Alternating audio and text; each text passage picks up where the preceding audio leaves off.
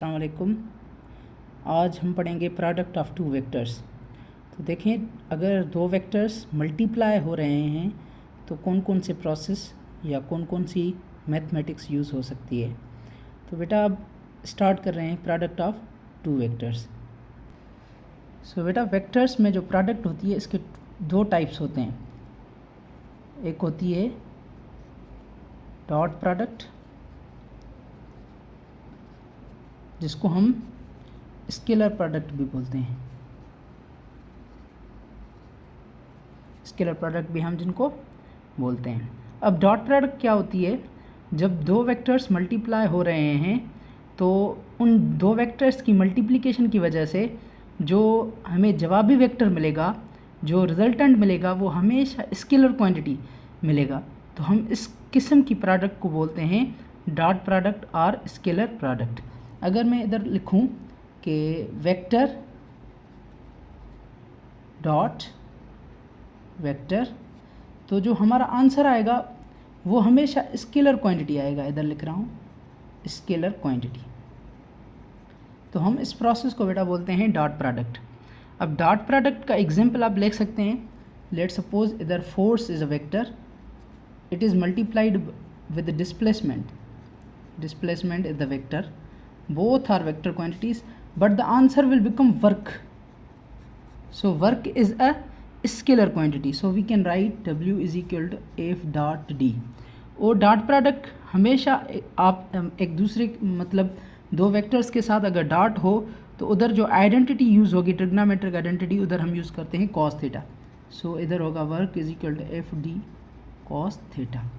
सो ये बहुत पॉइंट आपको जहन में रखनी है कि A vector dot B vector is equal to A B cos theta. A B cos theta, ये पॉइंट आपको ध्यान। अगर हम डॉट प्रोडक्ट को in terms of unit vectors देखें तो रेक्टेंगुलर कोऑर्डिनेट सिस्टम हमारे पास है, that is X axis,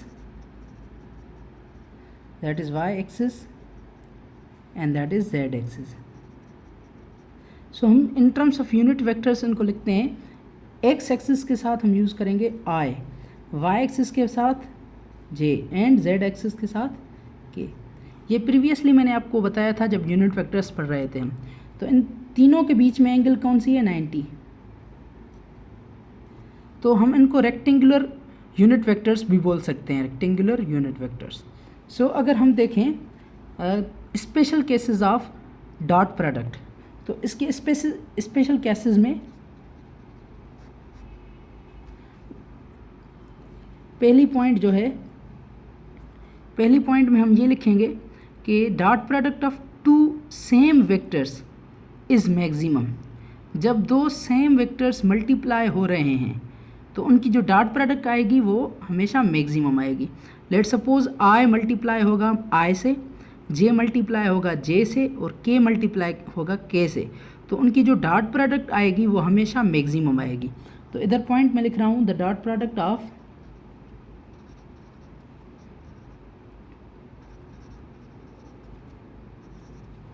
to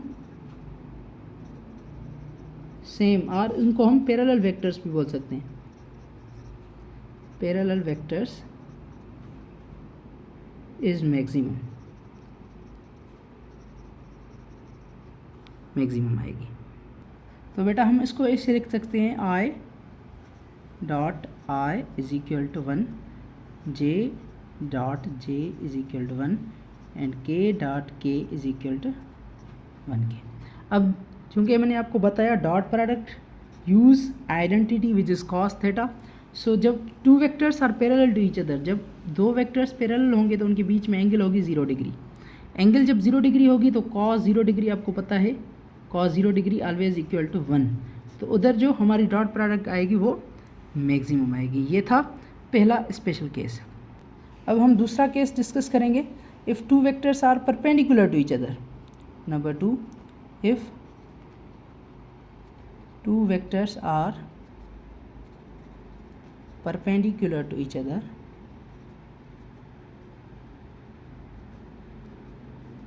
then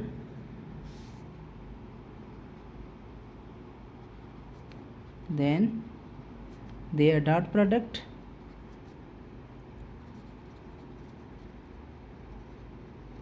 will be 0, उनकी जो डॉट प्रोडक्ट होगी वो 0 होगी। Let suppose rectangular unit vectors आप ड्रा करें इधर, I unit vector, J unit vector and K unit vector. तो अगर हम लिखेंगे इधर नंबर 1 पॉइंट में I dot J 0, J dot, इनको केप दे दें, J dot K is equal to 0 and K dot I is equal to 0। तो ये हमने dot product of two perpendicular vectors जो 0 लिखी हमने, ये क्यों लिखी बेटा? मैंने आपको बताया आइडेंटिटी यूज़ कौन सी करेंगे, कॉस थीटा। सो इधर दो वेक्टर्स जब परपेंडिकुलर टू ईच अदर होते हैं तो उनके बीच में एंगल होती है theta is equal to 90 degree. जब थीटा 90 डिग्री होगी तो कॉस 90 रखेंगे, कॉस 90 0 के बराबर होता है, इसलिए ये आपका जो आंसर आया ये 0 आया। ये था second step. So these cases are used for dot product जब दो vectors parallel to each other हों या परपेंडिकुलर टू ईच अदर हों। जब पैरेलल होंगे तो उनकी जो डॉट प्रोडक्ट आएगी वो मैक्सिमम आएगी, जब परपेंडिकुलर टू ईच अदर होंगे तो उनकी जो डॉट प्रोडक्ट आएगी वो 0 आएगी। तो सेम बात है अगर दो vectors are anti parallel to each other, जब दो वेक्टर्स एंटी पैरेलल होंगे तो उनकी भी जो डॉट प्रोडक्ट आएगी वो हमेशा 0 आएगी। ये भी बात आपको जहन में रखनी है कि वो 0 क्यों आ रही है। तीसरा, anti parallel, two vectors are anti parallel to each other.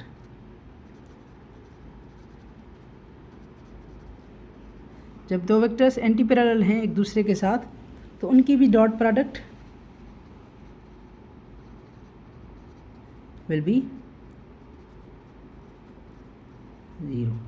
Late suppose I dot minus I, J dot minus J, K dot minus K। अब ये दोनों वेक्टर्स हैं, ये हैं anti parallel to each other, तो इनकी जो प्रोडक्ट आएगी वो भी 0, क्योंकि कॉस 180 डिग्री अब अगर इधर लिखें तो वो बराबर होती है 0 के। तो ये 3 केसेस हैं डॉट प्रोडक्ट के लिए। तो ये पहला केस था हमारा, हमने डॉट प्रोडक्ट को वाज़े किया है, डिफ़ाइन किया है कि अगर डॉट प्रोडक्ट में दो वेक्टर्स पैरेलल होंगे तो डॉट प्रोडक्ट मैक्सिमम, अगर परपेंडिकुलर होंगे तो डॉट प्रोडक्ट 0, अगर एंटी पैरेलल होंगे तो उनकी भी डॉट प्रोडक्ट क्या आएगी बेटा, 0 आएगी। तो ये था हमारा प्रोडक्ट ऑफ टू वेक्टर्स में डॉट प्रोडक्ट। इंशाल्लाह नेक्स्ट लेक्चर में हम क्रॉस प्रोडक्ट को जिक्र करेंगे, इंशाल्लाह एक्सप्लेन करेंगे। Thanks so much for watching.